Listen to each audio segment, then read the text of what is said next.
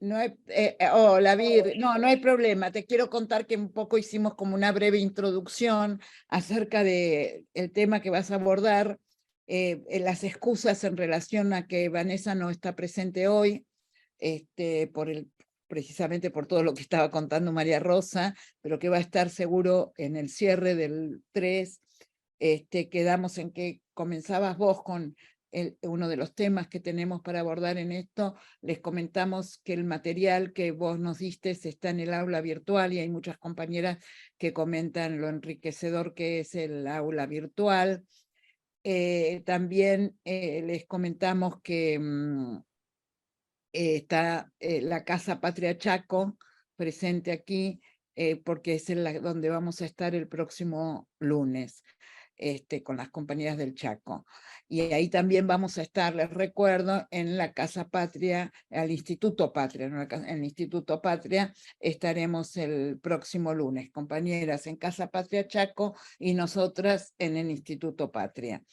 Entonces, bueno, un poco eso, un poco recordarles que tienen que revisar el aula con si no lo vieron ahora, lo verán después, pero siempre las panelistas nos envían material para que ustedes las puedan ver antes de la clase. También sabemos que después subimos las clases para repasar.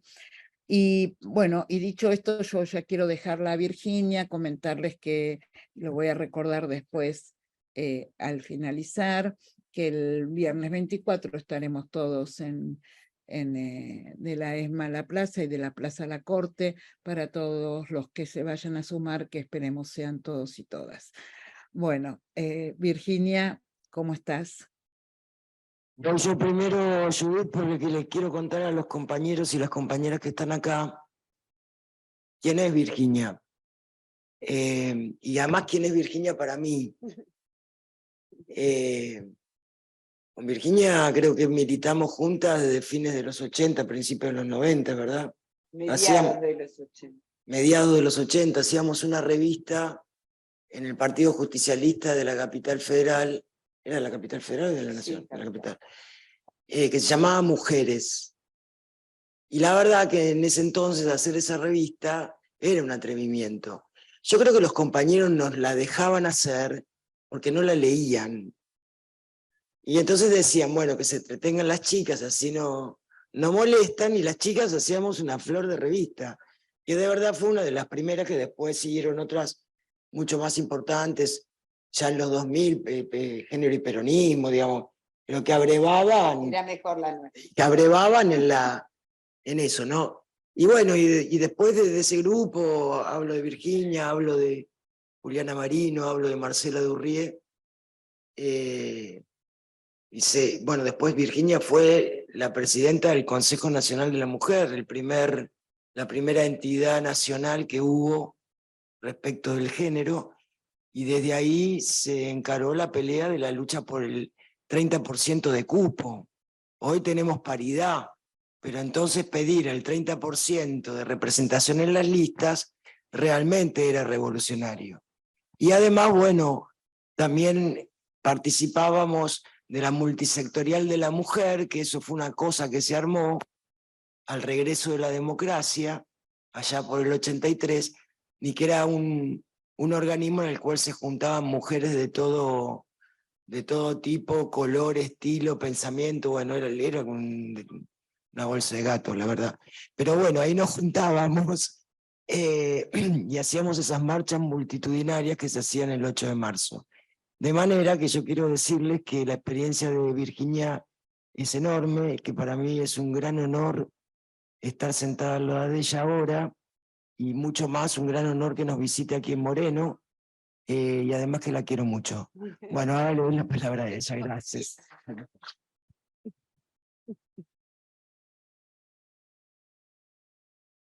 Bueno, con esta amorosa presentación yo también quiero ser amorosa en pedir disculpas, porque vinimos acá con Miguel a los piques. Sabemos lo que es el tiempo para ustedes, que son militantes, que es un horario que uno tiene que tener muchas ganas. Hay muchas compañeras, pero también hay muchos compañeros.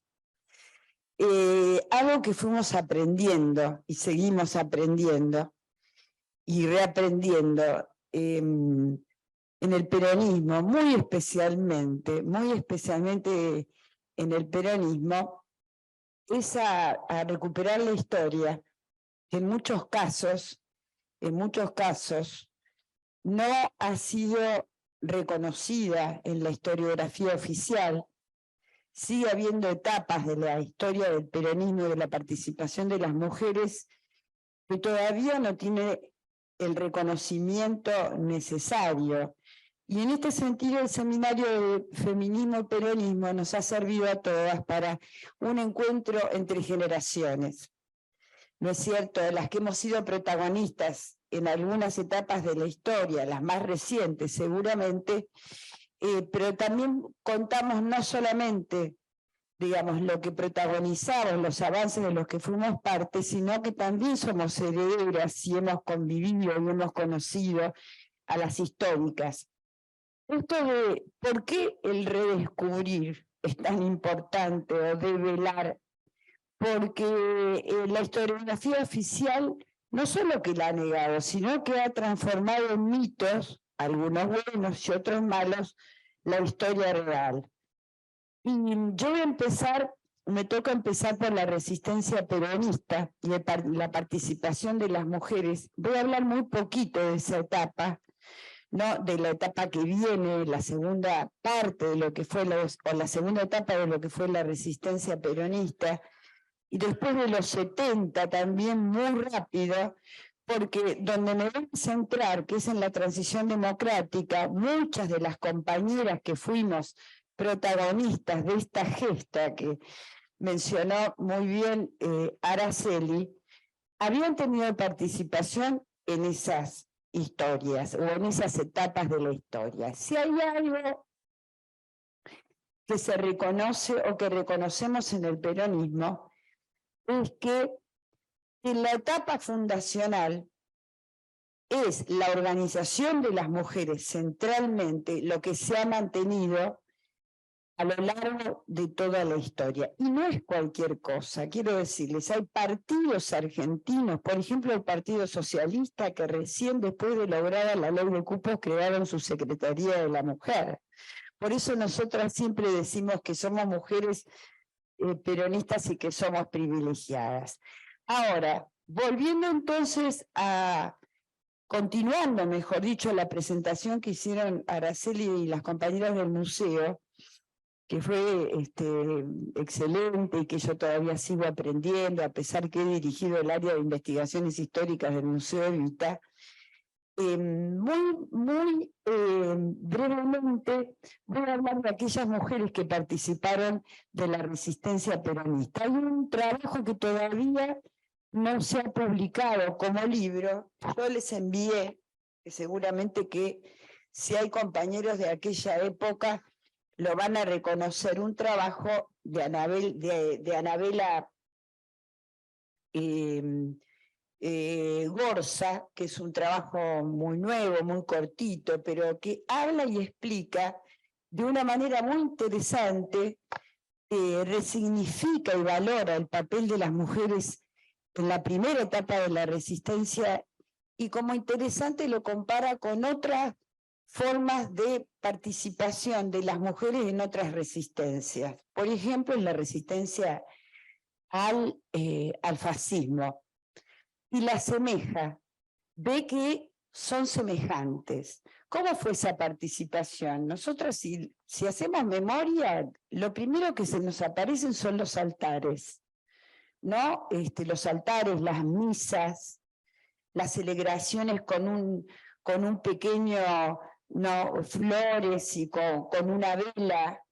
Bueno, todo eso que fue poblando, digamos, el imaginario de lo que fue esa época, fue un tema central, y lo que plantea la investigadora es que las mujeres en esa época participaron desde su aprendizaje, desde su familiaridad. Ahora, esas formas de participación fueron tan gravitantes como otras formas de participación, que fue, digamos, la lucha armada operaciones armadas, donde en el caso de las mujeres fue excepcional. Y lo que plantea también la investigación, cosa que tenemos en la historia oral, en todo lo que nos han contado las históricas y los históricos, aparece todo el tiempo, cómo las mujeres, digamos, desde lo que significa la feminidad en las sociedades y mucho más de esa época, lo politizan participando en actividades de todo tipo, desde transportar armas, disuadir frente a una operación que se iba a hacer, pero insisto, esa etapa con esa forma de participación, para muchos de nosotros que pensamos la historia por lo que nos han contado, digamos, fue tan gravitante. ¿Por qué?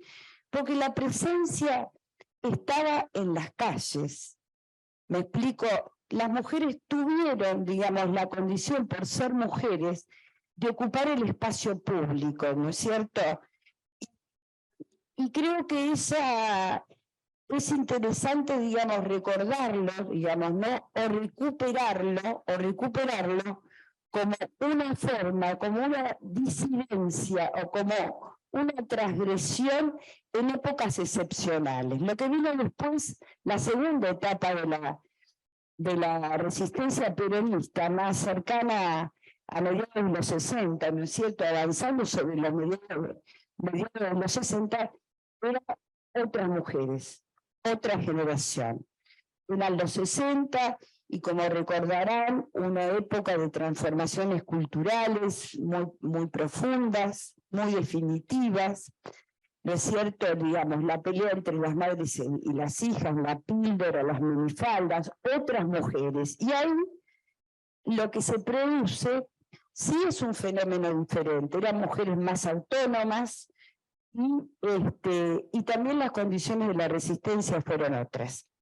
No, ya fue la etapa de la constitución de las organizaciones político-militares y ahí las compañeras fueron presas también muchas, algunas cayeron en combate, como se sabe, y algunas mártires las tenemos en la memoria.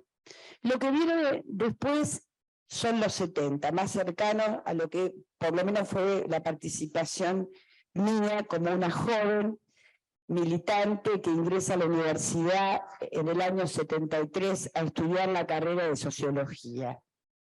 Esa etapa, y vamos al primer mito, digamos, ¿no? Hemos analizado las etapas anteriores desde una perspectiva feminista. Hay un mito del no peronismo, de que en los 70 el feminismo no entró por causa del peronismo. Mito que nos hemos ocupado muchas de investigar, pero no fueron las investigadoras, fuimos las militantes para develar lo que fueron esos tiempos en momentos como es hoy, que tenemos estudios comparados, digamos, de otros países latinoamericanos. El peronismo, como dice una maestra de todas nosotras, Marisa Navarro, la biógrafa más importante de Eva Perón, en ese periodo muy corto, digamos, un feminismo que se había constituido a través de 3 organizaciones, muy de puertas adentro, digamos, ¿no?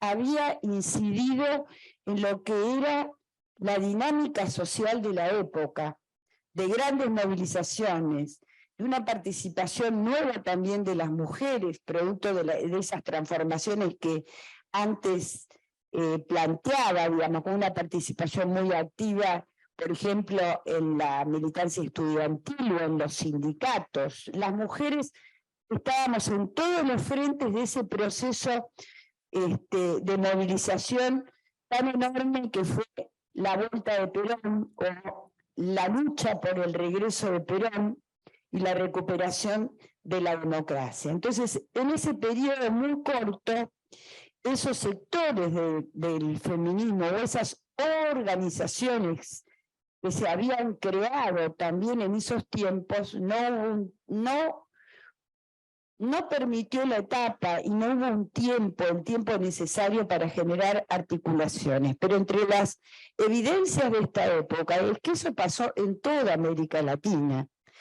Hay que ubicar que la segunda ola del feminismo, la que todavía nosotras nos servimos para pensar, para elaborar propuestas feministas, tiene un centro que son los países desarrollados y muy especialmente los Estados Unidos. Un hito para América Latina fue la primera conferencia mundial de Naciones Unidas, que fue en México. En Argentina fue la expresidenta Estela Martínez de Perón. A los pocos meses vino el golpe militar. Digamos que los impactos o la incidencia sobre nuestro país fue muy escasa, pero también sobre el resto de América Latina. Entonces, en esa etapa de enormes turbulencias, de transformaciones culturales, de transformaciones que del orden de lo generacional, de un mundo que convocaba, digamos, a la revolución, de un proceso en el tercer mundo, digamos, de construcción de lo que significó el tercer mundo, que venía de procesos de descolonización. Bueno, en toda esa lucha, la incidencia del feminismo fue prácticamente inexistente. Pero nosotras teníamos el peronismo, digamos, esta historia que la venimos relatando, y se organizaron, y eso marcó algunas reorganizaciones y nuevas organizaciones, como fue el segundo congreso de la rama femenina, donde fue significativo el encuentro de las históricas con las jóvenes que veníamos a hacer nosotras, y quienes han estudiado ese congreso lo que plantean es que esas jóvenes como yo no se consideraban, no es que no nos considerábamos mujeres, sino que no estábamos interpeladas como mujeres, sino como jóvenes. Y ese fue el rasgo central de los 70, digamos, un nuevo actor social, los jóvenes, fuimos lo nuevo y fue, digamos, uno de los sectores más dinámicos de la sociedad. Grandes movilizaciones que uno mira de la época, por supuesto que uno ve que la masividad, una alianza entre sectores sociales muy diversos, trabajadores con jóvenes. La alianza era trabajadores, ¿no es cierto?, y universidades. Entonces, en toda esa etapa tan corta, digamos, y tan virulenta y tan trágica también, aún así se dieron algunas acciones o tipos de organización, como fue también la agrupación Evita dentro de la tendencia revolucionaria del peronismo, que dejó una experiencia muy marcada en los barrios populares, que uno... Acá hay muchas compañeras que son del movimiento Evita, y además mujeres muy fuertes dentro del movimiento Evita, y esto es un buen antecedente. Hay compañeras nuestras que fueron conducción, que integran el Patria y que han dado testimonios de lo que fue esa experiencia, la tendencia revolucionaria del peronismo, o como decíamos, la JP, en todas sus versiones, la Juventud Trabajadora Peronista.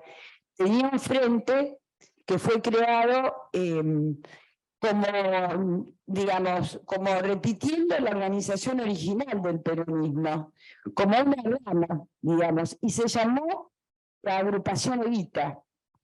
Esa agrupación Evita llegó a tener una enorme inserción en los barrios populares. Yo me acuerdo, digamos, que bueno, eran las viejas de la rama para nosotras, ¿no es cierto? No le teníamos mucho respeto, eran lo viejo, pero en el caso de la agrupación, pero en el caso de la agrupación Evita, eran más jóvenes, y muchas de ellas era la primera experiencia que tenían de organización, que fue un tipo de organización muy vinculada, como digo, al territorio, y llegó a tener algunas discusiones y algunas, había que atreverse en esos momentos a pelearse con Firmenich, ¿no?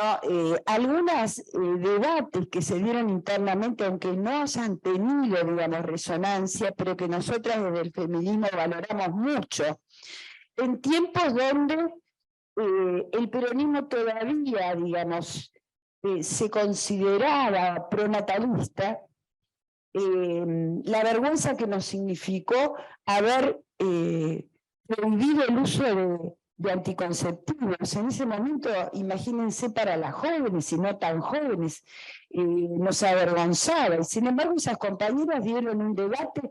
Yo me acuerdo que Susana Sanz siempre comenta que le dijo a la conducción, no, dice, nosotras, decirle a las mujeres que no, que tienen que parir, díganselo ustedes. Bueno, digo, cuento estas cosas porque cuando uno lee alguna bibliografía, parecemos dóciles las mujeres peronistas, y no ha sido así, sino que todo lo contrario. Para esa época significó para todas nosotras, yo diría, muchas rupturas que luego fueron el germen de una nueva conciencia, digamos, pero consideren que muchas de nuestras compañeras en esos tiempos venían de las cárceles, habían estado participando en operaciones militares, eran sus primeros pasos en el sindicalismo, eran sus primeros, y todo ese proceso fue con dictaduras militares. Entonces, ¿cómo no reconocer todas esas rupturas? De modo que fue una etapa signada también por la tragedia, y el número de compañeras desaparecidas muestra, digamos, la gravitación que tuvo la participación de las mujeres en esa época. Pero volviendo a los estudios que hoy se realizan, efectivamente no estábamos en los lugares de conducción. Susana fue la única, por ejemplo, en la conducción. No se recuperó el mítico 30%, a pesar de que durante toda la etapa de proscripción de Perón se reprodujo la estructura de lo que fue el movimiento, y siempre hubo delegadas mujeres de Perón, como habrá contado Araceli y las compañeras del museo. En la etapa originaria, en la etapa histórica, hubieron compañeras diputadas, las primeras diputadas, hecho extraordinario a nivel internacional, que estuvieron presas, de modo que venimos de varias generaciones de mujeres que tuvieron que romper mandatos, ¿no?, que eran los que dominaban no solamente en los 40, todavía en los 70. La primer, por supuesto, desobediente fue Eva Perón, y de ella lo aprendimos todos. Dar un salto a la transición democrática, porque fue en la transición democrática donde se construye un feminismo articulado con la representación y con el quehacer social y con el quehacer político. Y en el caso de la Argentina, esto que se llamó movimiento de mujeres, que fue producido por la confluencia de mujeres, como dijo Araceli, de todos los sectores, las feministas de los 70, las que habíamos militado en los organismos de derechos humanos, las radicales, peronistas, intransigentes, gorilas algunas, pero nos hicimos todas amigas. Eso es muy bueno, y para estos tiempos tendríamos que reproducirlo. Y durante las organizaciones profesionales, los sindicatos, la participación de los sindicatos en la Argentina también fue, respecto a otros movimientos de mujeres en el resto de la región, fue distintivo, junto con la participación de las mujeres entonces de los partidos políticos, como dije, de nuevas formas de participación.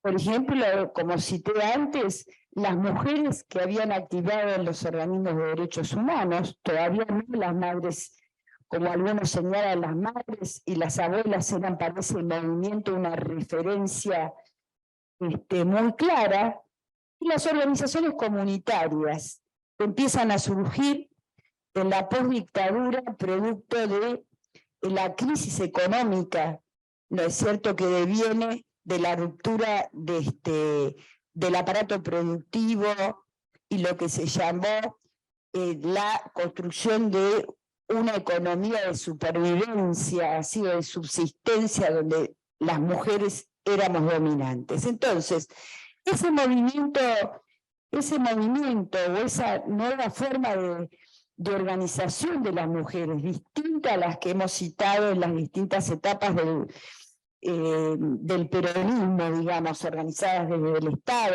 desde el partido. En este caso, esta organización tuvo, digamos, la virtud de, al vernos la sociedad todas reunidas por los mismos propósitos, construyó un actor social y político que fueron las mujeres. Por supuesto que era un proceso que se vivía en América Latina y en algunos países, y en este sentido fueron una referencia para la construcción del movimiento en la Argentina. Lo que tuvo sí la Argentina es significativo, era, como dije antes, el peso de los partidos y los sindicatos, y eso permitió, digamos, un avance muy fuerte en materia de política pública, a diferencia de países, por ejemplo, como Brasil, que ha tenido un movimiento de mujeres muy potente, digamos. ¿Qué significó para la política y para la sociedad este nuevo actor? Nuevas formas de hacer política. Y la ampliación de lo que es lo político. Lo político pasó a ser esto que reivindica ese feminismo de la segunda hora, nuestras vidas personales, lo que se llamaba privado pasa a ser público, por ejemplo, las violencias y todos los asuntos que fuimos dando visibilidad y construyéndolo como lo que son asuntos públicos. ¿Qué significó para los partidos más permeables? Nosotros militábamos en el peronismo de la capital federal, que siempre fue un peronismo más moderno, más abierto a las transformaciones y a los procesos de modernización, con todo respeto por las provincias, los compañeros y compañeras que nos están escuchando, empezando por mis compañeras de la Unidad Básica Juana Zurduy, de la Cámpora, de Balcarce. Besos a mi hermana que está ahí. Vamos, Balcarce. Yo también soy una pueblerina, lo digo hablando sociológicamente, porque este movimiento de mujeres que se construyen la transición democrática, se federaliza, se nacionaliza. Yo hablo de la capital federal porque, bueno, no solo porque ha sido la experiencia, sino porque voy a hablar de un Consejo Nacional de la Mujer que lo que recoge fundamentalmente es todos los avances que se dan en la capital federal. Pero ¿qué otros impactos producen en la forma de hacer política dentro de los partidos? Esa transversalidad no se da solamente entre mujeres de distintos sectores, esa transversalidad también la construimos dentro de lo partidario, y eso es muy importante. Cristina, ¿qué decía el otro día? Cristina decía que su preocupación central en estos tiempos era la fragmentación política. Si uno mira desde el peronismo, y más, desde el sufragismo hasta ahora, ¿qué hemos sabido hacer las mujeres? Juntarnos, reunirnos para resolver nuestros problemas. Bueno, acá, digamos, en esta etapa de la transición democrática, donde nacemos las primeras feministas peronistas, lo que tenemos también para enseñar hasta hoy es esa transversalidad. Esa transversalidad nos hace más potentes. ¿Qué decía Evita? Que lo único que nos podía salvar, solo las mujeres salvarán en las mujeres. ¿Qué decía Perón? Únanse, porque esa es la única garantía de lograr nuestros objetivos políticos. Y esto las mujeres todavía lo mantenemos, esta transversalidad a pesar de las grietas. Yo participo de ámbitos donde hay radicales, hay socialistas y por supuesto hay compañeras de todo el pelaje. Entonces, es muy importante, digamos, lo que ocurre en la primavera democrática. Primavera que no ha sido para mí lo suficientemente reconocida, porque seguramente que la malograda economía, digamos, ¿no? Con una deuda como hoy, fue el gran obstáculo para que un gobierno moderno que tuvo como propósito la modernización del país como el de Alfonsín, terminara como terminó. Entonces, en esa primavera democrática, nosotras fuimos la gran novedad.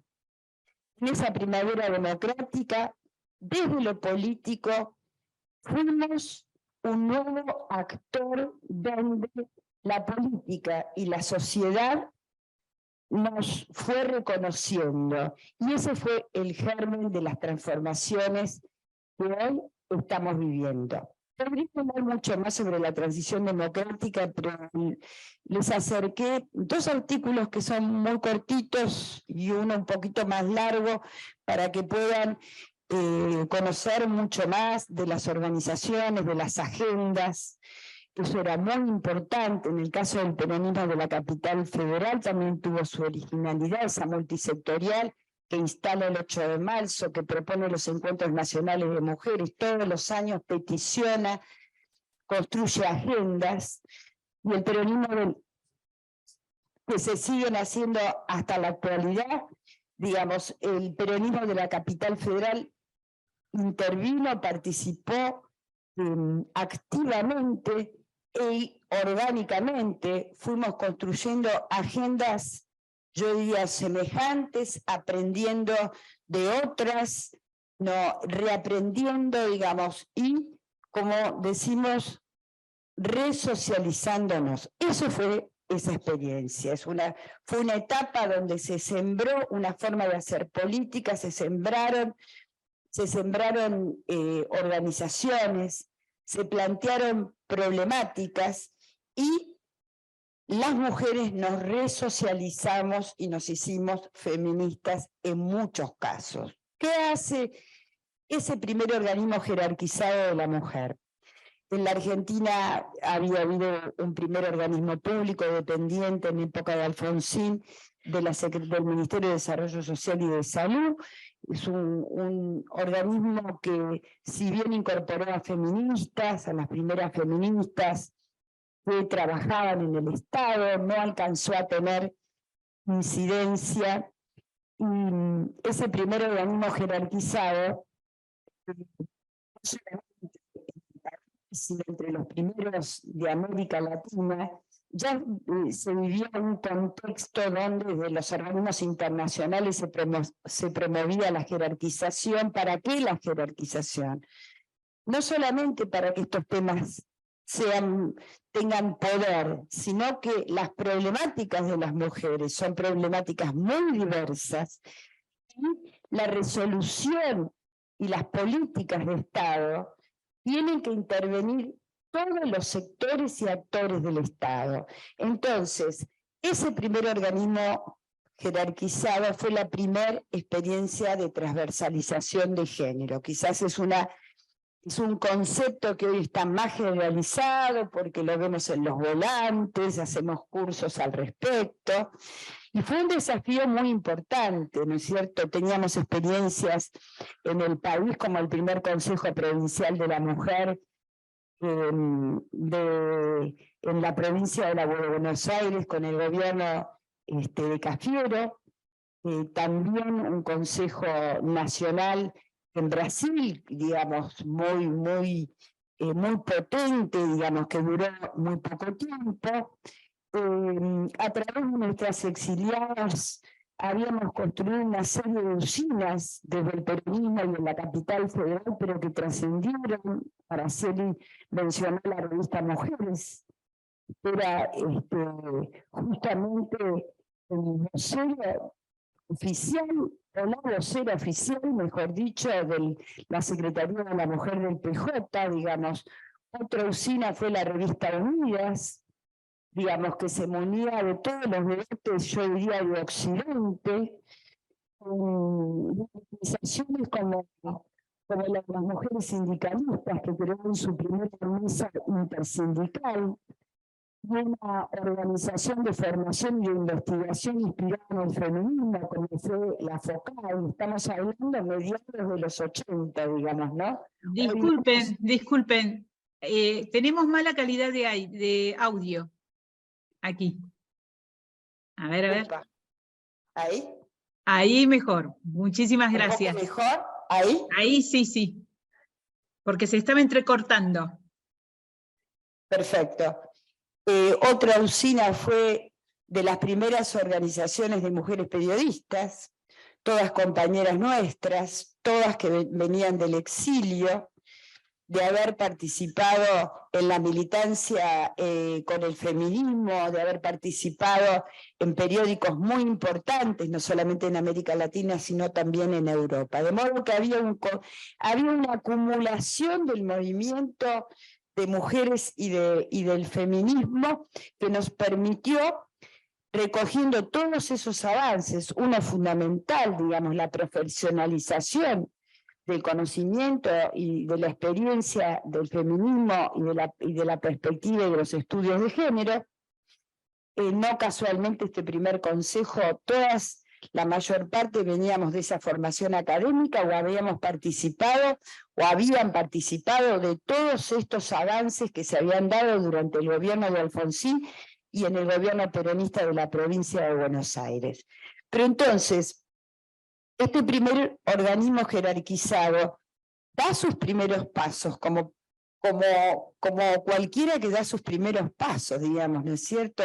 Haciendo camino al andar, pero tiene un primer año con logros muy importantes. La política más potente el primer año fue la ley de cupos, que también Araceli citaba. Digamos, una experiencia de alta política, digamos, una experiencia virtuosa que colocó a la Argentina en el primer país del mundo en lograr una ley semejante, digamos. Había cupos. La socialdemocracia europea lo tenía en sus propias cartas orgánicas.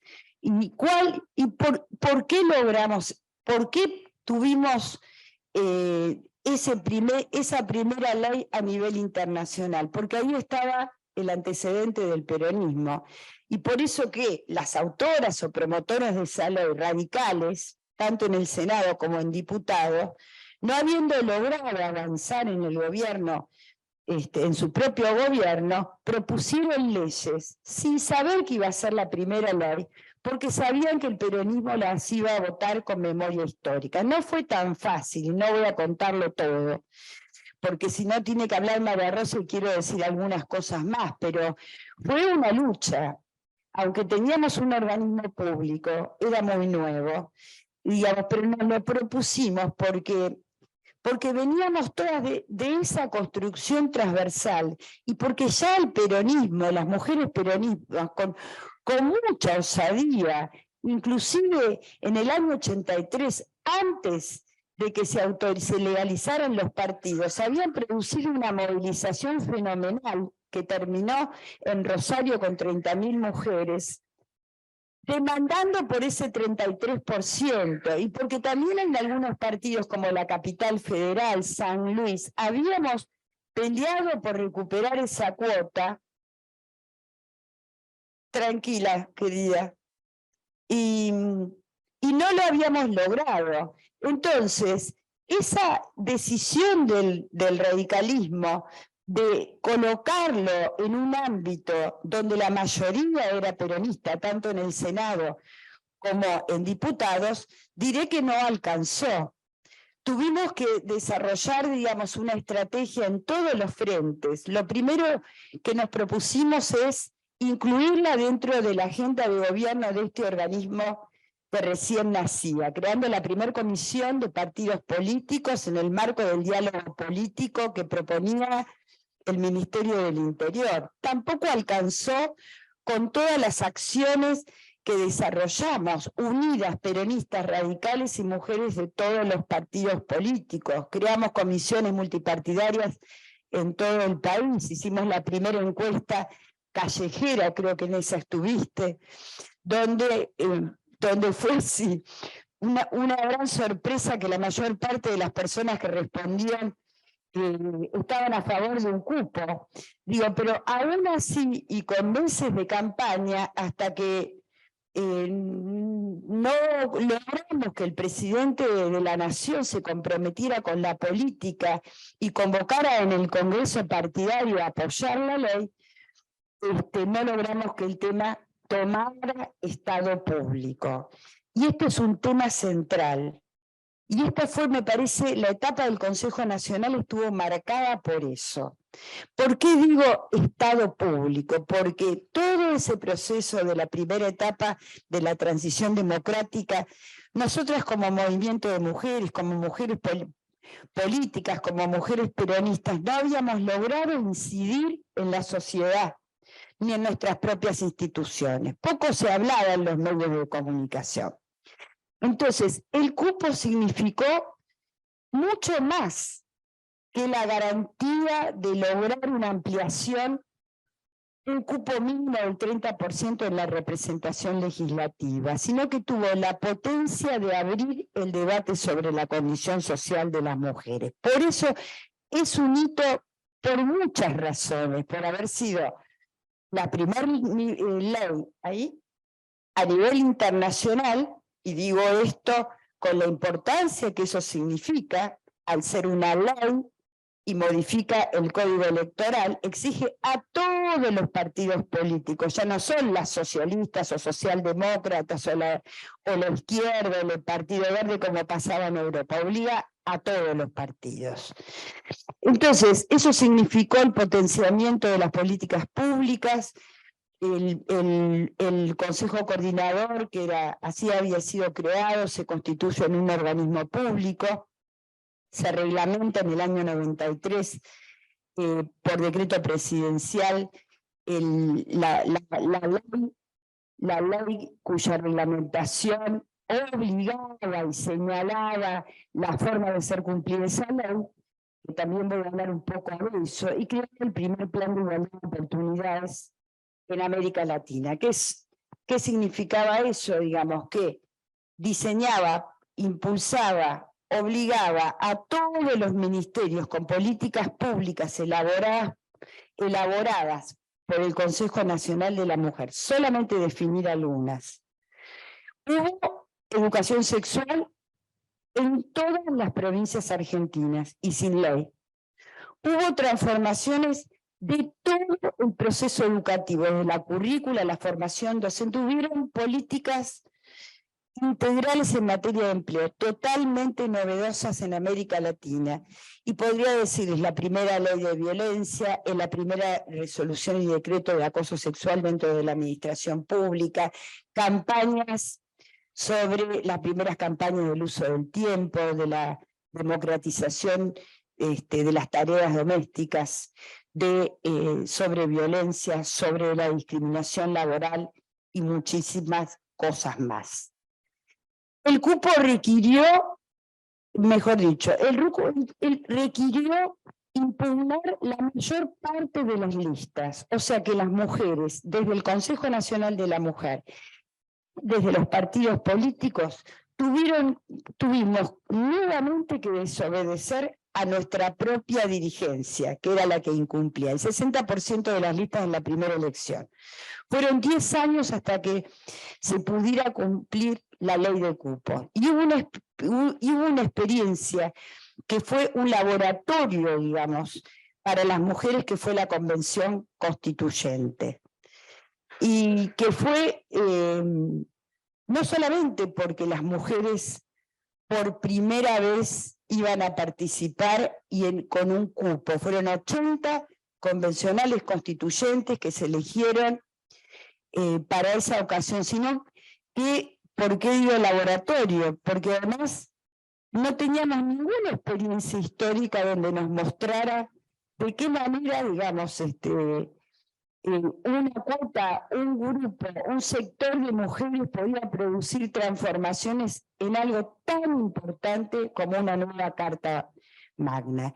Y fue así, digamos, pero también con algunas sorpresas. El Consejo Nacional de la Mujer, desde la Comisión de Partidos Políticos, acompañó todo ese proceso, capacitó a las convencionales, acordamos una agenda en común, que significó la inclusión, la ratificación, la inclusión, mejor dicho, de las convenciones de derechos humanos en la nueva Constitución reformada, la inclusión de las acciones positivas, eso, cualquiera de esas dos cosas es muy importante. Argentina fue el primero país del mundo, perdón, de América Latina que incluyó en su Constitución las convenciones de derechos humanos. Hoy estamos en la Argentina con un foro internacional, el segundo foro internacional, y es justamente porque reconocen nuestra historia, digamos, nuestra trágica historia hizo que Argentina tuviera las políticas más avanzadas en materia de derechos humanos. Y dentro de esas convenciones estaba la de la mujer. Eso significa muchísimo, no solamente a la hora de litigar, sino a la hora de legitimar las problemáticas de las mujeres o las problemáticas de la discriminación que nos ha costado, y ya termino con un tema central que hemos logrado, digamos, hace muy poco tiempo, y es cómo en la Convención Constituyente se incluyó por la ventana, digamos, el intento del presidente de la Nación de incluir una cláusula constitucional que penalizaba el aborto, definiendo el derecho a la vida desde la concepción. Y una respuesta inmediata del movimiento de mujeres, y acá decir que fue como la primera interpelación de ese movimiento y del Consejo Nacional de la Mujer. Lo que vino después fue mi renuncia. Pero es un hito no solo porque no ingresó esa cláusula, sino porque se abrió el debate sobre el aborto y nos permitió avanzar en lo único que no pudo avanzar en políticas efectivas el Consejo Nacional de la Mujer, que fueron las políticas de derechos reproductivos muy inmediatamente cobraron importancia la cantidad de proyectos que en diputados y en senadores habían presentado nuestras compañeras, todas representantes por ese cupo femenino, pero que no eran tratadas. Una final reflexión. Yo hago historia porque si lo hemos pensado mucho, y lo hemos pensado siempre colectivamente, ¿qué fue lo importante, digamos? ¿Por qué nosotras pudimos hacer un puñado de dirigentes políticas lo que hicimos? Por la historia del peronismo. Porque para el peronismo esto era un tema central. Y resignificado, cuando digo resignificado, hablo desde el feminismo, porque pudimos construir una hegemonía peronista, que fue la que impulsó ese Consejo Nacional de la Mujer y todas sus políticas, y fue muy importante de dónde veníamos. Esa estirpe revolucionaria de nuestra generación, de una generación diezmada, de una generación que fue derrotada, de un país que fue derrotado con esa dictadura, pudimos entonces recuperar esa mística e hicimos de la política para las mujeres, las políticas feministas, lo más importante de nuestra vida política. Entonces yo, cuando hablo con las compañeras que han heredado, digamos, han heredado derechos, han heredado lugares, siempre las convoco a los nuevos desafíos, y yo creo que los nuevos desafíos que nosotras tenemos, digamos, pienso centralmente, y lo digo siempre, la pobreza, la feminización e infantilización de la pobreza, como lo viven ustedes muy de cerca, en una localidad como Moreno, pero en todo el país, nos vuelve a exigir de esa mística, de entregarlo todo, como diría Evita, entregarlo todo y más. Y tenemos que ser nuevamente las mujeres que instalemos eso en el centro del debate de un proyecto nacional. Lo mismo que hizo el peronismo originario con las mujeres, que nos puso en el centro del proyecto nacional y popular, hoy nosotras y nosotros tenemos que poner en el centro de la reconstrucción del país a las niñas, a los niños, a las mujeres, a los adultos mayores, ¿no? que padecen la pobreza. Y no lo digo solo porque lo padecen, sino porque son esa división sexual del trabajo, esas desigualdades de género, la causa de la reproducción social de la pobreza. Y todavía eso no se reconoce. Así que, compañeras, compañeros, lo que falta por la próxima etapa, porque esta próxima etapa pueda recoger lo que todavía no forma parte central de nuestras políticas. Gracias.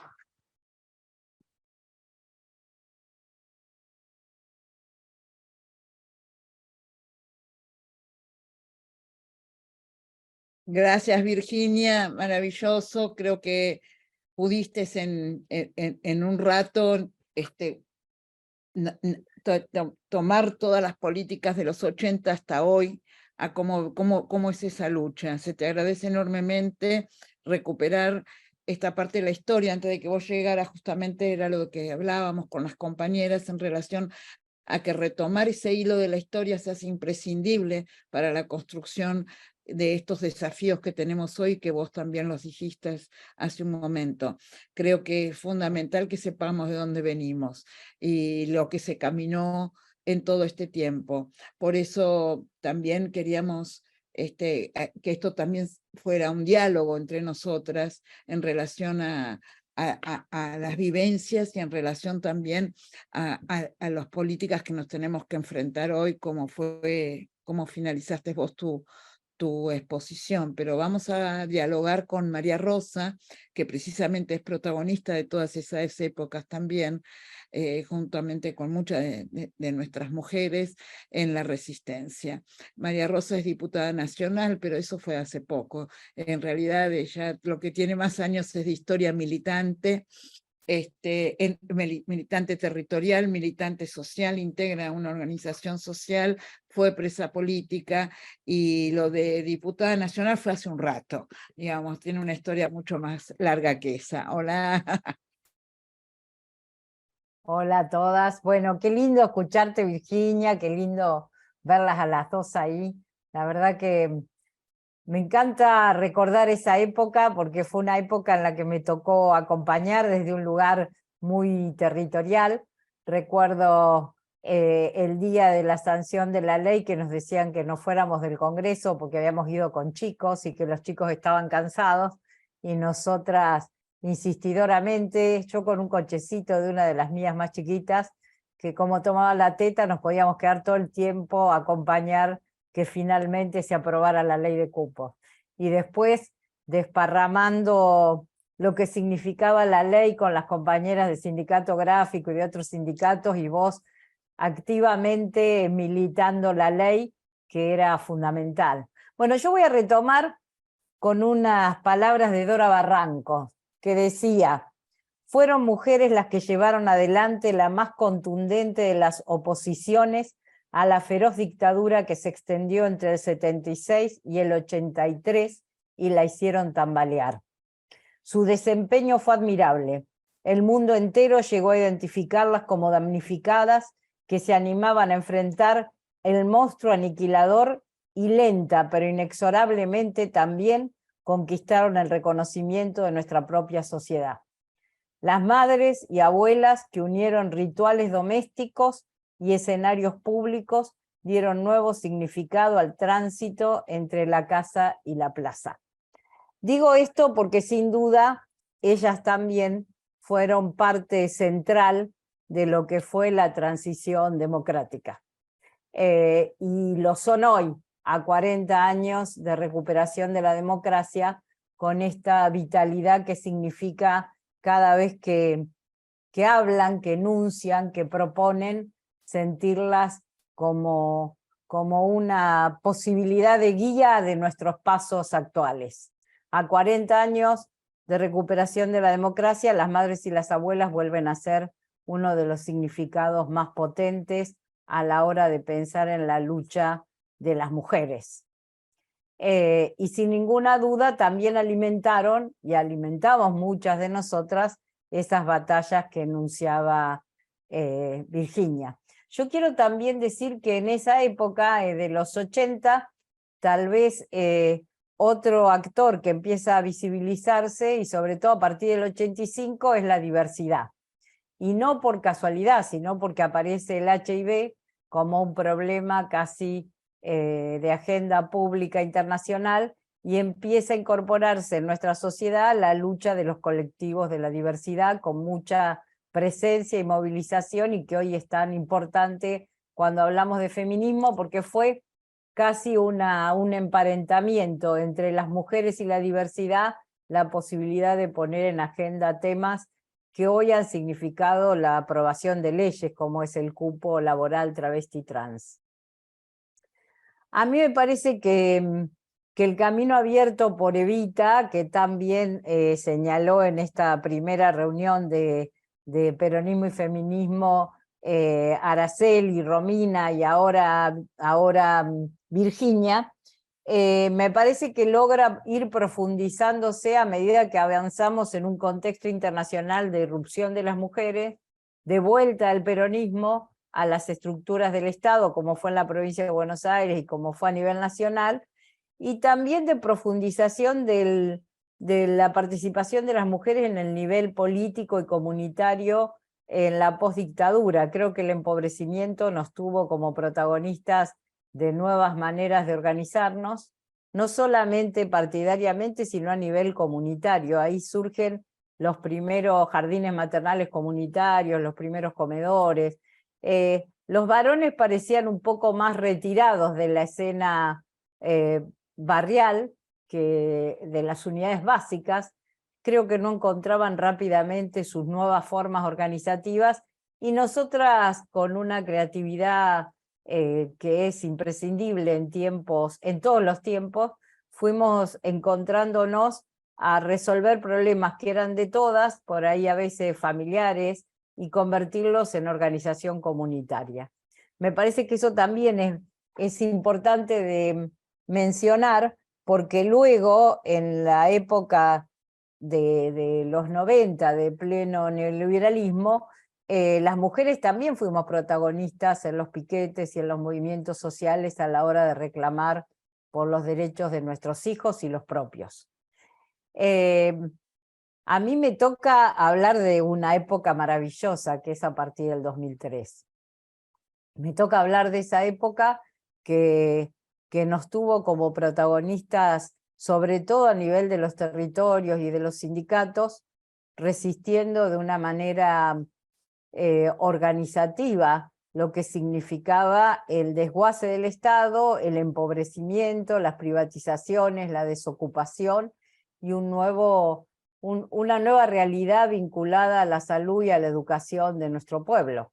Muchas veces complementando la falta de escuela pública o de financiamiento de la educación pública con apoyos escolares, con otras formas que le daban sustento a la mejora y al acceso a derechos de nuestros hijos. Hasta que llega en el 2001 la gran crisis, la crisis que agudiza, profundiza el empobrecimiento masivo. Me acuerdo de esa época Tucumán, que aparecían los noticieros con los índices de desnutrición y mortalidad infantil, de Salta también, de las comunidades de pueblos originarios, y la reacción de organizarnos para poder asumir esa realidad tan dura, tan cruda, que era el ingreso en la pobreza y en la indigencia de miles y hasta de cientos de miles de niños, de mujeres y de ancianos.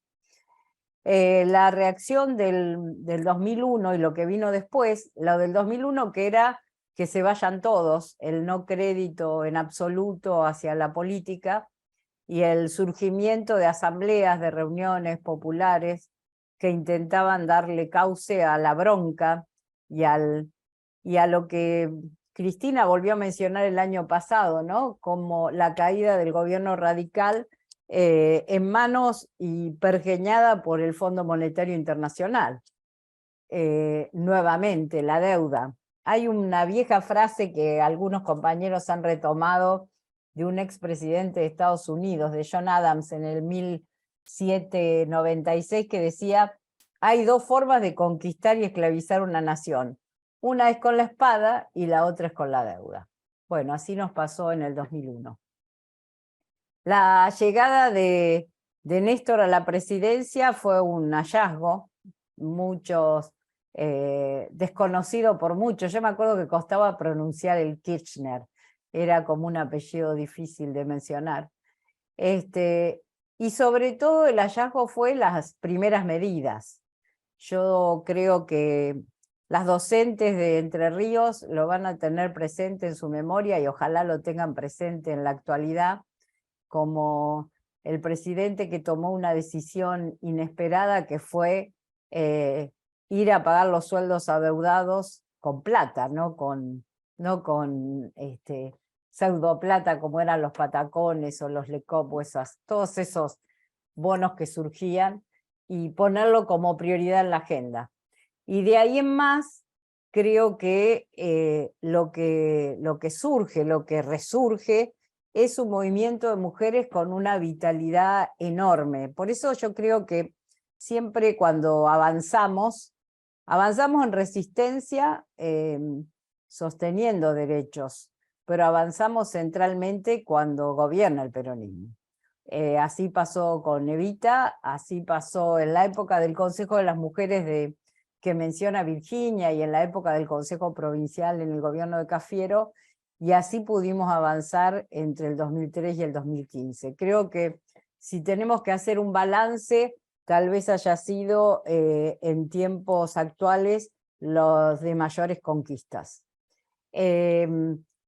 Primero porque el movimiento de derechos humanos adquirió una vitalidad única a partir de la derogación de las leyes de punto final y obediencia debida. Ahora que estamos a 40 años de democracia y en este tercer foro mundial de derechos humanos, vuelvo a sentir la misma emoción en el 2004 cuando Néstor recupera la EXESMA, cuando Néstor con los organismos y con todos nosotros y nosotras, y aquel discurso maravilloso de vengo a pedir perdón en nombre del Estado Nacional por 20 años de desidia, de demora, de falta de responsabilidad, y nuestras manos en B y nuestros puños en alto, por primera vez con tanta certeza. Habíamos padecido la teoría de los dos demonios, habíamos padecido los intentos, después del juicio a las juntas de 1985, que también recuerda la película, las leyes de obediencia debida y punto final, y aquella historia de la reconciliación y no de la búsqueda de justicia. Y en ese instante creo que los organismos de derechos humanos, familiares, madres, abuelas, la Asamblea Permanente, todos, y los militantes y las militantes sentimos que estábamos vivos de otra manera. Y que podíamos ser una fuerza indudablemente poderosa, potente, a la hora de transitar un camino de justicia. y allí nuevamente madres y abuelas tal vez sean nuestra insignia. Y también hijos, hijas, nietos, que durante los 90 habían resistido con los scratches, que era lo único que se podía hacer, no porque sea una política que elijamos de los milicos. Recuperar los fundamentos éticos del Estado me parece central a la hora del protagonismo y la acción de las mujeres. Me parece fundamental. Y creo que también recuperamos la idea de Estado, que parecía que estaba diluida en el que se vayan todos, pero que tuvo que ver sobre todo con recuperar esta idea de justicia, de participación, de investigar, de saber cómo había ocurrido, qué había pasado con el terrorismo de Estado, de poder enunciarlo. Las políticas de memoria y reparar el daño me parece que fueron fundamentales. Fundamentales también, en particular, para las mujeres. Allí nos dimos cuenta que durante la dictadura muchas de nosotras que sentíamos que habíamos padecido lo mismo que los varones, el autorreconocimiento de las diferencias en cómo habíamos sido tratadas, de las torturas, de los delitos sexuales y sobre todo, yo digo, de la apropiación de bebés pensando que las mujeres eran cosas que podían criar un bebé en sus vientres, me parece que también nos hizo tomar conciencia de que la dimensión en la dictadura de la violación de derechos había sido diferente para las mujeres que para los varones. Yo creo que también reconocimos en esta etapa, en la del 2003 al 2015, la importancia de tener un Estado robusto, un Estado que democráticamente se parara frente a los poderes y frente al poder fáctico y que nosotras nos paráramos. La ley que llevamos al Congreso vinculada a los medios de comunicación era una ley que se había amasado durante 20 años, desde las radios comunitarias, la educación popular, la comunicación popular, las empresas recuperadas, que muchas de ellas tenían radios para informar a los trabajadores y a los vecinos, y llegamos a esa ley producto de un camino largo.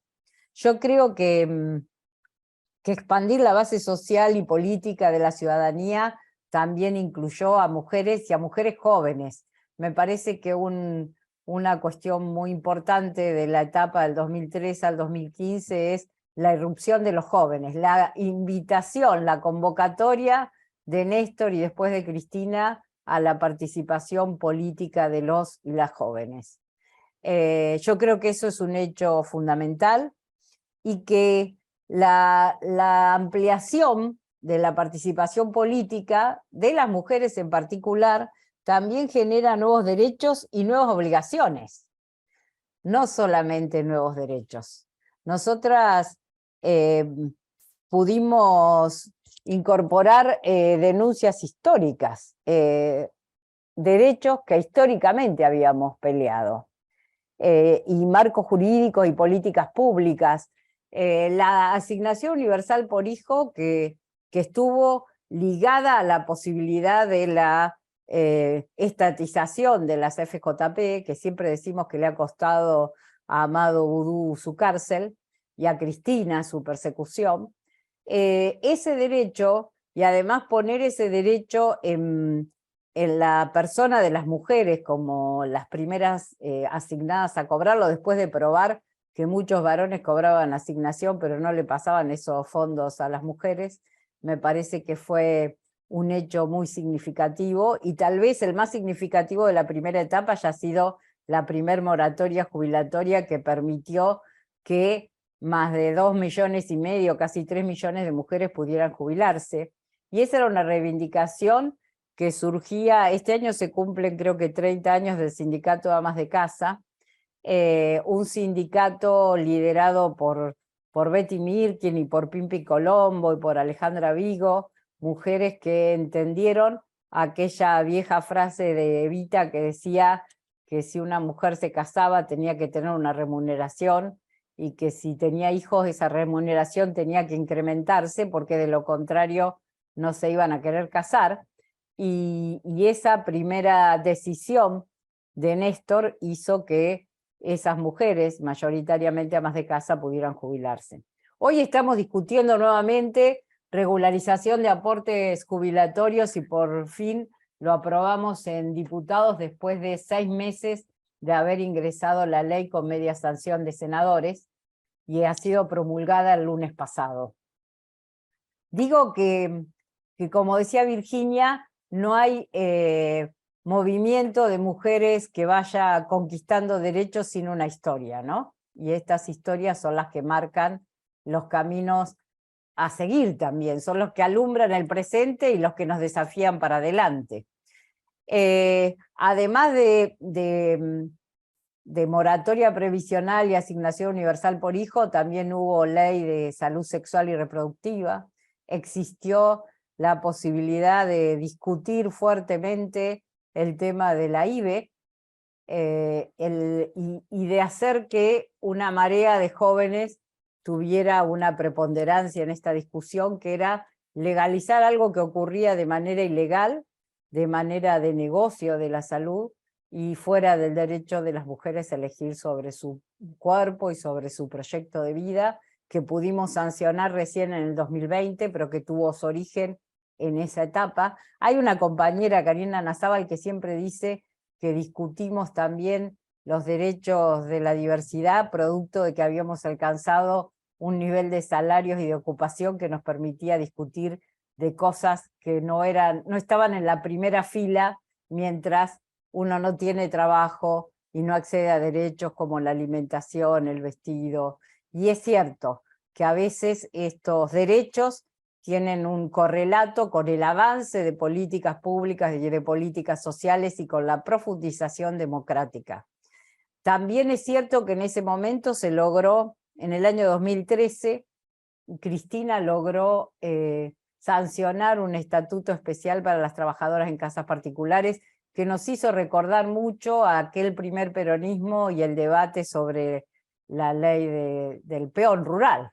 En el caso de las mujeres, también fue muy significativo que Cristina en su gobierno no solo hablara de compañeros, sino de compañeros y compañeras, y que iniciara un debate del lenguaje que fue instalando la presencia de las mujeres en la esfera pública de manera particular, que se rodeara de mujeres que eran quienes la custodiaban o eran su edecana, a diferencia de otras etapas, y Cristina presidenta, porque yo creo que eso también nos permitió que muchas niñas y jóvenes pensaran que también podían ser presidentas, y que su inserción en la política era posible en igualdad de condiciones, aunque nunca las tenemos, siempre tenemos que seguir peleando por eso, pero me parece que también fue una inspiración. Esto no quiere decir que no hayamos estado amenazadas en democracia. Cristina decía que en el gobierno tenía, después de la elección del 2011, el 25% del poder y el resto lo tenía el mercado, el poder judicial y los medios. Y no sé si tomamos la suficiente realidad de esta situación. Me parece que se tuvo que agudizar la presión con el macrismo y el endeudamiento macrista, y en estos tiempos de intento de magnicidio a Cristina, para que volvamos a tener conciencia plena de que el poder en la democracia neoliberal sigue estando más en los poderes fácticos que en la mano del pueblo organizado, de las mujeres o de los partidos políticos. Yo creo que en estos tiempos de guerra judicial y mediática, y sobre todo de partido judicial, enarbolando cierto poder superior y parecido al de las dictaduras, porque tal vez en la dictadura fue el poder que menos hemos reparado, que menos se ha democratizado, que en el momento en que se votaron 6 leyes de democratización de la justicia en el año 2014, esas 6 leyes fueron derogadas en una semana por parte de la Corte. Creo que estamos tomando real conciencia del riesgo y de lo que significa la acumulación de poder de los poderes fácticos recién en esta etapa de tanta violencia, de violencia política, de persecución política, no solo hacia Cristina, también a Milagro Sala, que lleva 2.500 días presa, primero apresada y después acusada reiteradamente hasta llegar al momento actual, donde acumula cerca de 11 causas, que son todas posteriores al momento de la detención. Y de Cristina, por supuesto, porque creo que es la figura que concentra el objetivo de revancha neoliberal más potente, y no solamente en estos 3 años, sino yo creo que desde el momento que asumió el gobierno allá por el 2007 en adelante, por supuesto que se ha ido agudizando y profundizando hasta el intento de proscripción. Nosotras conversábamos hace muy poco de una consigna que tal vez tengamos que popularizar, que tiene que ver con que no es justicia, es venganza. Es venganza por todo lo logrado. Y también, como nos cuesta a veces explicar qué significa una proscripción, decimos, empecemos a hablar de inocencia, porque si no pareciera que nosotros nos estamos defendiendo de algo de lo cual ha sido acusada, y la verdad que creo que tenemos que empezar a hablar de inocencia y tenemos que empezar a difundir y a popularizar y tal vez escribir en las paredes que no es justicia, es venganza. Lo que se busca es venganza. Y es venganza porque en nuestro país la conquista habida en los años entre el 2003 y el 2015 nos hace recordar aquel primer peronismo de avance significativo de derechos, de acumulación distributiva a favor del trabajo y no en contra del capital, a favor del trabajo, que es el que produce la riqueza, y también a favor del capital. Porque no hay empresarios que puedan decir, o empresarias que puedan decir que se empobrecieron en la etapa del kirchnerismo.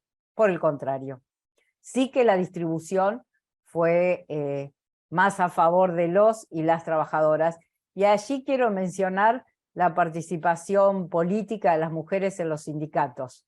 Tal vez un hallazgo muy importante de esta etapa del 2003 al 2015 y de la resistencia del 2015 al 2019 haya sido la irrupción de mujeres sindicalistas, que son mujeres, Virginia hablaba de la unidad y de la transversalidad, son mujeres de distintas procedencias en el sindicalismo, de sectores del modelo sindical, de la Corriente Federal de los Trabajadores, de la CTA, de las 62 organizaciones que hemos podido confluir, y como decimos, trabajadoras somos todas, las amas de casa también, que hemos podido confluir con compañeras de los movimientos sociales, de la UTEP, en una movida de mujeres sindicalistas muy potente, muy potente. En el año 2019, uno de los hechos políticos más importantes, como fue el acto de Ezeiza y el acto que se hizo en Máximo Paz, tuvieron como protagonistas a las mujeres sindicalistas. Me parece que el desafío que se planteó en este último tiempo del cumplir con el 30% de la participación de las mujeres en la conducción de la CGT también es una muestra de esto. Y hace muy poquito, en el 8 de marzo, protagonizamos un evento en el Felipe Vallese, que era casi privativo de los varones sindicalistas, conducido por las mujeres, vinculado a rememorar el Día de las Mujeres Trabajadoras el 8 de marzo. Para que conozcan una infidencia, ese día que estaba pedido desde hacía tiempo, nos dijeron primero que la CGT iba a estar cerrada a partir de las 12, después que y ahí una compañera se adelanta y va a las 11 de la mañana para garantizar que estuviera abierto a la 1 de la tarde, y después cuando estábamos por arribar al Felipe Vallese, nos dicen que estaba cerrado porque había habido ya un comentario de que iba a ser tomado por mujeres que iban a hacer destrozos, que éramos todas nosotras. Que no destrozamos nada, por supuesto, y que sí hablamos de derechos, y que hablamos también de cuidados, que es un es un tema que viene de largo, que tal vez sea el núcleo duro de la desigualdad de ingresos entre varones y mujeres, porque el 14 bis que sigue vigente dice que a igual trabajo, igual salario. Lo que pasa es que las mujeres llegamos en otro momento, tenemos hijos, nos perdemos el avance en los puestos laborales, muchas veces no nos toman porque como vamos a tener hijos y estamos en edad fértil, prefieren tomar varones, pero bueno, ahí hay una ley que estamos discutiendo hoy, que es producto del avance de las mujeres en los debates, que tiene que ver con la paridad en las licencias y que tiene que ver con los trabajos de cuidado, para los cuales pedimos también, o hay otros proyectos de ley en la Cámara, hay uno que he podido incluir que tiene que ver con la creación de un fondo fiduciario para remunerar los trabajos de cuidado. Digo porque las mujeres no perdemos oportunidad de instalar en la agenda reivindicaciones que, como decía Virginia, representan los avances, los desafíos históricos, porque el cuidado tal vez sea una de las cosas más históricas en la espalda y en la cabeza y en la acción de las mujeres, y también en lo que se viene para adelante, porque cuando pensamos en los desafíos del mundo laboral, y ustedes, como yo, estamos a tiro de la tecnología como un avance de reemplazo en algunos trabajos, sabemos que en los trabajos de cuidado no vamos a ser reemplazadas por robots, que en los trabajos de cuidado tenemos que pelear por la paridad entre varones, mujeres y la diversidad, porque es un trabajo permanente, que arranca con la vida y que termina con la vida. A lo largo de la vida el trabajo de cuidado es un trabajo a desarrollar. Yo creo que en esta etapa, cuando recuperamos el gobierno en el 2019, tenemos algunos logros muy significativos, producto de la movilización de las mujeres, como es la IVE, la interrupción voluntaria del embarazo, y el cupo laboral travesti trans, y tenemos el desafío de discutir y de avanzar en los temas de cuidados, no solamente en los temas de licencias, que son muy importantes y que tal vez sea una de las acciones que en esta etapa, sin ninguna duda, nos interpelan, sino también en la remuneración del trabajo de cuidado comunitario, que tal vez es el más invisibilizado a la hora de pensar en derechos.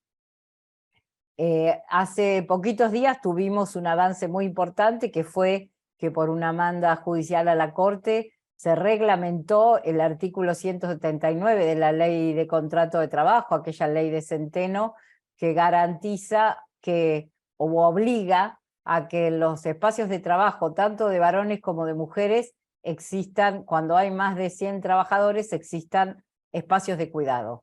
Y que si esos espacios no están, el empleador tenga la obligación de pagar la tarea de una trabajadora del cuidado que esté registrada.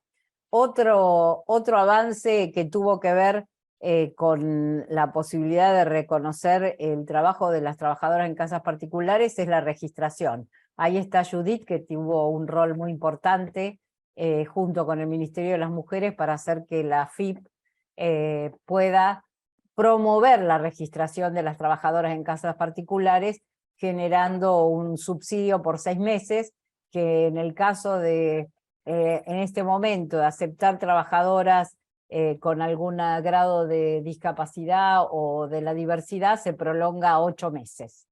Por eso digo que los avances de las mujeres, los avances de la diversidad, tienen que ver con los avances de los sectores populares en momentos en que el Estado cumple el rol de conducir y regular y garantizar derechos. Tiene que ver necesariamente con eso. Por supuesto que las mujeres hemos sabido y sabemos resistir a los gobiernos endeudadores o los gobiernos antipopulares o antipueblo, porque fue votado el macrismo. Yo digo antipueblo.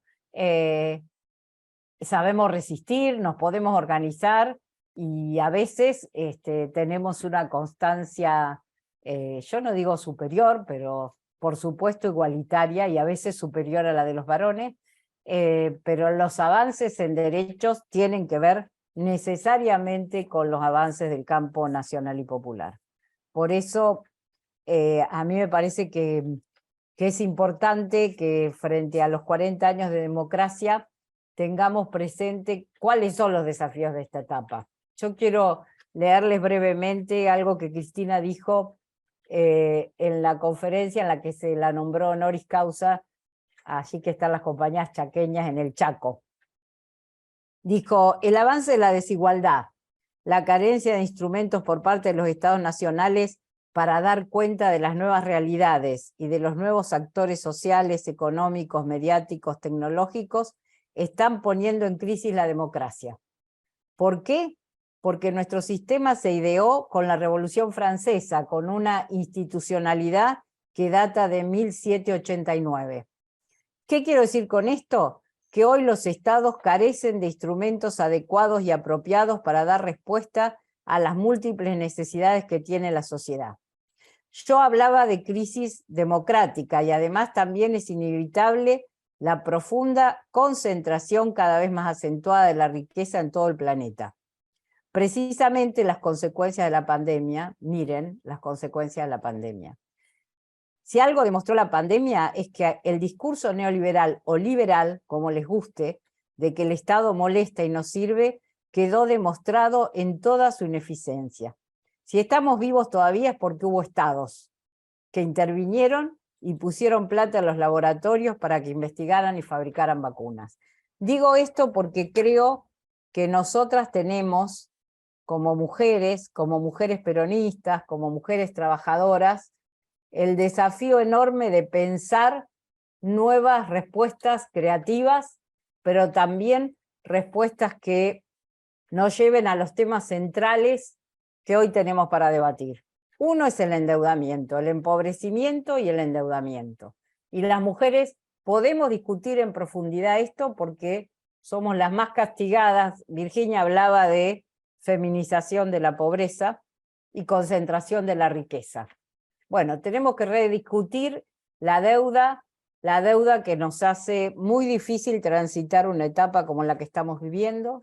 Tenemos que rediscutir los recursos naturales. Nosotras, ¿cuántas mujeres inspiradas en Yolanda Ortiz, pero también inspiradas en aquella vieja carta de Perón de la Hora de los Pueblos, hemos vivido estos días las consecuencias del cambio climático, los cortes de luz y la falta de agua, por lo menos en el conurbano bonaerense, y tenemos el desafío de rediscutir en qué manos queremos que estén los recursos naturales de nuestra patria.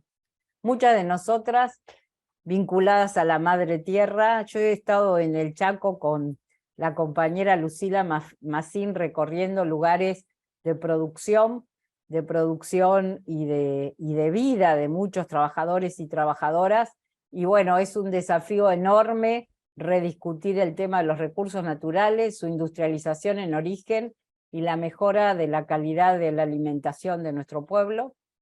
Cuando discutimos los recursos naturales, sin ninguna duda tenemos que discutir los trayectos de estos recursos. Hay compañeras del sur, esos puertos que comercializan, esos puertos que deben ser regulados, el comercio exterior por parte de los estados nacionales, de los estados provinciales.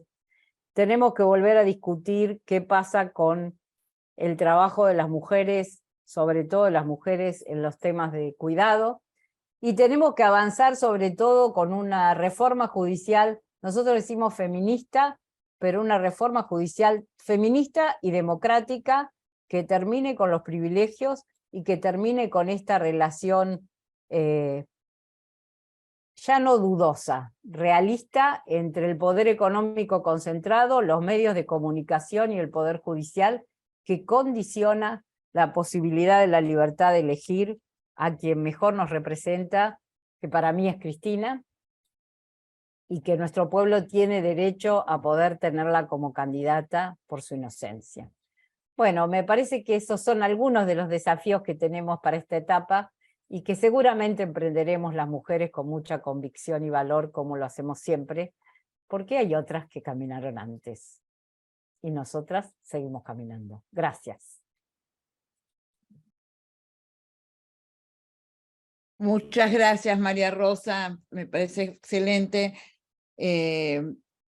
completar, digamos, esta jornada haciendo mención en especial, porque vos al traernos todo el tema de la justicia, de lo que es la persecución, todos queremos a Cristina 2023, pero tenemos que saber por qué está perseguida, por qué la quieren proscribir, por qué quieren anularla, y creo que con tu exposición y con la de Virginia nos da las herramientas para que nosotros podamos discutirla en el barrio, en el trabajo, en la facultad, con el kiosquero, con la panadera, con quien sea, cuáles son las limitaciones que nos está poniendo esta corte, porque queremos un corte a la corte, que es la que está precisamente poniendo todas estas vicisitudes que vos nos mencionaste, y cómo nosotros tenemos que, no vamos a bajar los brazos, mucho menos,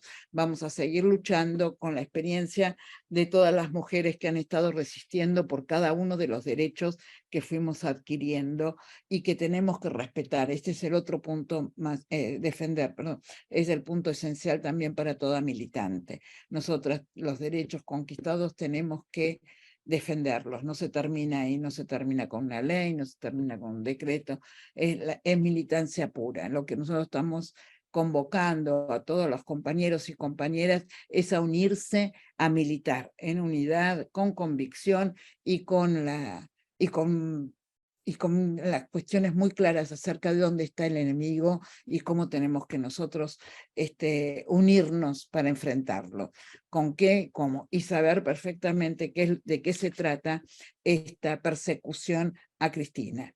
Se trata al proyecto que Cristina dio durante su presidencia y a lo que está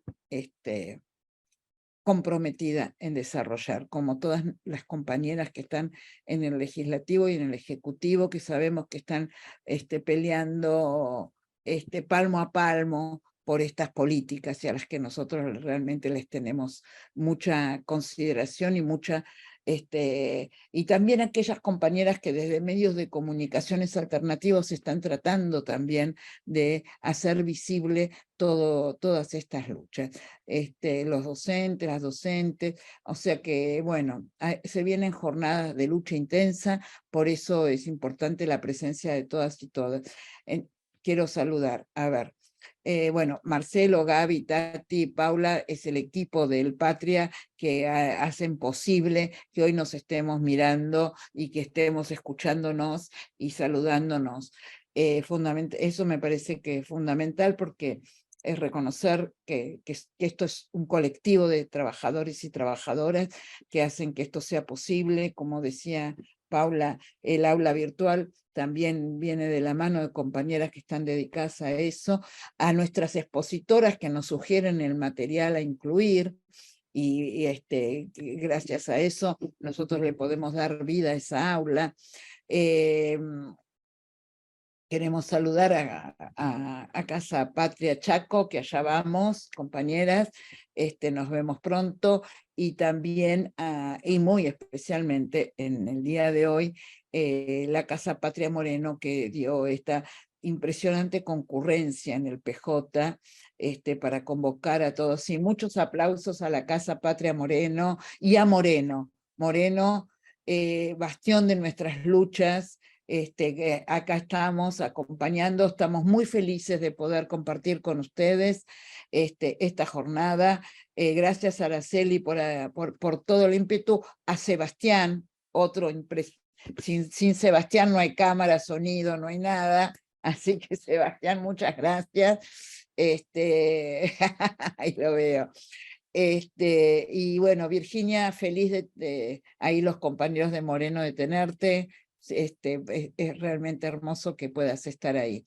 Y bueno, les dejo ya todas las inquietudes pueden ir al foro del aula, y el lunes que viene les prometo que vamos a estar en el Instituto Patria, para aquellas compañeras que siempre se acercan en Capital.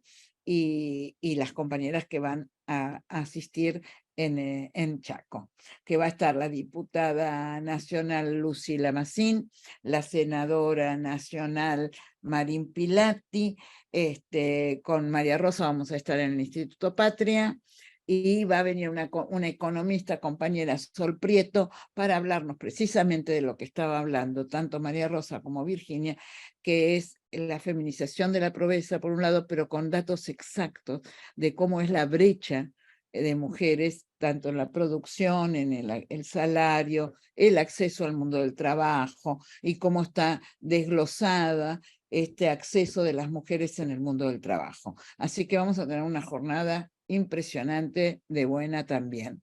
Así que, y el 24, todos a la plaza, de la plaza a la corte, y por Cristina 2023. En eso es la consigna que nos une, porque es mafia o democracia.